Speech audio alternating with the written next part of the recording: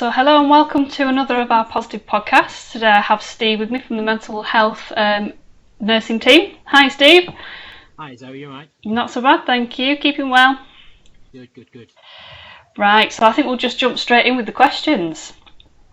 So the first one is that we've talked quite a bit in these podcasts, obviously, about the mental health aspects of lockdown and the COVID outbreak.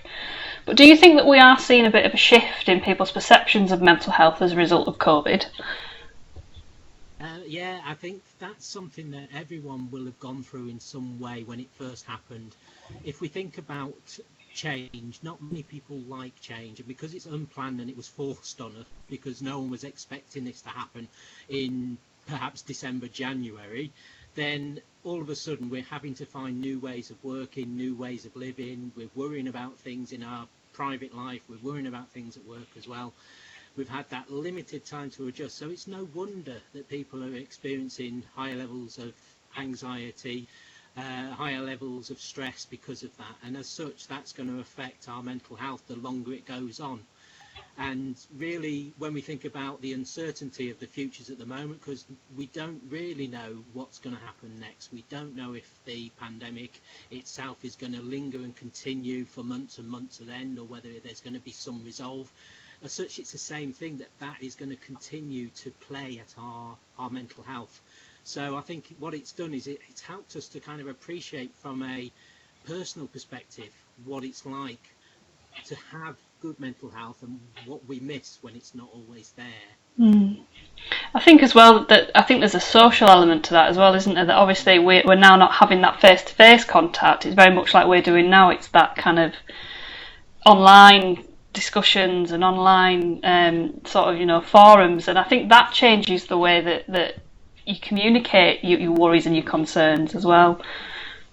It certainly can do, and I think what's been fortunate is we have access to things like video conferencing or face-to-face chats with Skype, because that, as long as you can see the person, that still improves the ability to be able to have a conversation, share an experience, but also pick up on facial expressions, which we use a lot when we communicate with each other. But it's just the change is the issue, being able to adapt to that new way. And I have found some, both students and staff, when I've spoke to them, have said that initially it was unsettling using things like Skype for a conversation, but now they're getting a bit more used to it as well. Yeah. So it is, sometimes it's that adaptation that we need time to be able to do as well. Yeah, the new norm, as we keep calling it. Oh, I know. So, moving on to the second question, you mentioned about the students there. I think we've all been amazed at their response in the outbreak, but do you have any advice for those students that are finding this time particularly difficult? Certainly. I mean, I think it's one of those questions where when we are feeling overwhelmed, it's very easy to start criticising ourselves. We haven't got the skills, we're not able to do that. And I think if we think about overwhelming, it's actually a natural reaction to a situation. It's telling us that we need to recognise that we're missing something and we need something. And so it gives us an opportunity, once we feel like that, to just take that step back. And what I like to say, take a breath and breathe, because it's one of the kind of fundamentals of life that we don't always do, especially when we're stressed. Yeah. And then from there, that helps us to think about our feelings a bit more. Be a bit more mindful and be in the moment then, rather than worrying about, well, I've got 3 more things to do and I've got 3 things that I haven't done from yesterday. Think about, well, this is where I am. And sometimes if you take the time to think about now, if you take the time just to rest for a moment, that can help you to then move on a lot more structured and a lot more clearer with where you're actually going. So things that I would always recommend is to have a plan, what you would hope to achieve that day, and make it realistic, and make sure in that plan that you've got short breaks embedded into that too, so you're not doing too much for too many long periods. Short breaks, short periods of work, very much bite size, but it gives you that opportunity to finish one thing, take a breath, and then start another one. And whether that's going outside into a garden or just a local area just to take a breath, that's something which will help you reset your mind. Mm. Also, things like recognise what you've achieved as well. So that kind of having a plan and having a to-do list, isn't it great when you can tick things off that you've managed to achieve, and you can see the whole picture of what you've done? Because sometimes we don't celebrate what we've done. It's done and it's finished, I'm on to the next thing. So recognise what you've done. And I think one of the other things is keep yourself informed. So uh, find the most factual and the most safe information about the COVID itself. Find out on a daily basis what's happening. Don't try not to have too much of that, but enough that you feel like you know what's happening and you know where these changes are happening. The more we're in control of that information and we know things, the better we feel. It's when we're uncertain or unsure about things, that's where it starts to become an issue. Yeah, and I think there is, isn't there? There's that really fine line between having the right information, having too much information, and becoming overwhelmed by that. Exactly, because if you base a lot of the information on some of the things that might be posted in social media, you might then start questioning, well, is it factual data? Is that made up? Where's that come from? And as such, you then don't trust the information that's there. So again, it's trying to be able to weigh up what is good and what is not. Yeah, yeah. So sort of thinking, moving away from student perspective and sort of moving into sort of lecturer perspective. So how are you feeling going forward in respect to all the changes that we're seeing with the university, and how do you think the university can be best prepared for as we keep calling it, the new norm? Well, I must admit, I am a creature of comforts in some ways, but not in others. And I do embrace change. I'm forever looking for different things that I can do. And I'm sure many members of staff who know me will contest that I'm always coming up with something different. I'm doing this week, or I'm doing that next week. Oh, I've found something else to look at, and I'll share information, share things that I've read. So for me, that kind of change hasn't been significant because I'm forever finding different ways of working and trying different things. And I think that's something which I would always impress on others, is it's important to recognise that change is inevitable.